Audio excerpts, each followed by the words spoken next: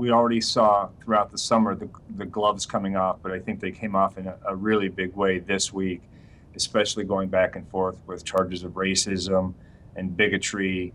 And I think we're at a level in this campaign right now that I've never seen, and I think most historians never seen. The question becomes, where do we go from here? Can it get any worse from here? So I think it's going to start to impact the race right after Labor Day. At this point, Clinton runs the risk of sort of running out the clock, if you will. That's the word inside of Washington right now, that they're sitting on their lead.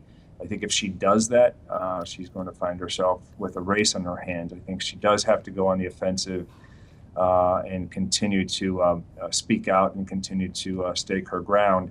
Trump, on the other hand, really does still need to stabilize his campaign. I mean, he just changed campaign managers over the past week.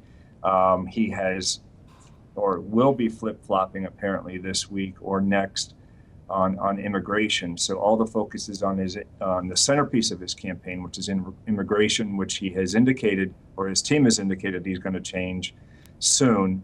So the question becomes, will he be able to keep his core voters in line, and will he be able to appeal to what I've been saying for weeks and months, is the center, the undecideds, the independents, those who are going to make the difference this fall. Trump's vulnerabilities, I think we spoke about this before as well.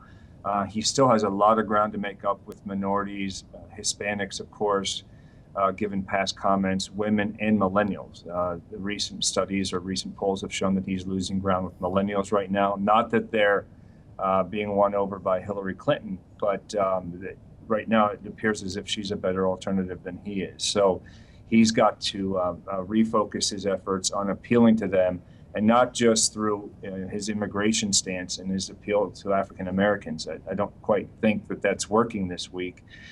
So his message has to be a little bit broader and has to be a little bit more substantive. Everything to date has just been these great, like nice policy pronouncements, right? Or pronouncements without policy, should I say? And now he's got to put some meat on the bones. Clinton, of course, has the foundation that still saddles her to this day. And the State Department is set to release 150 new emails that have not been reviewed before.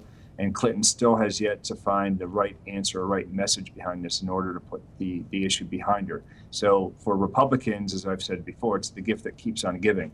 But again, Donald Trump can't get out of his way. The other thing that sticks out at me is Clinton and the Democrats are much more unified going into Labor Day, where the race really, the rubber really hits the road on the race. And she just raised $19 million in 3 days this week for her campaign. Their ground game is ready. Their voter registration efforts are up and running. Get out the vote efforts are ready to go for November 8th.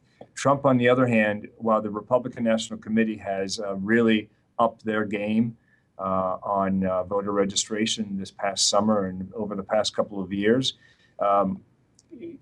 the Trump campaign does not have the infrastructure itself, just like the Clinton campaign does, in order to execute a really robust strategy this fall. So they're going to be relying on the Republican National Committee for a lot of this legwork. And that's going to make it tough, because traditionally you have the campaign apparatus and the party apparatus helping you going into the election. Right now, it's pretty much just the apparatus, the infrastructure that the Republican National Committee has built over the past couple of years. That's going to help him. They've spent a lot of time, money, and effort, but it will be tough without a campaign infrastructure.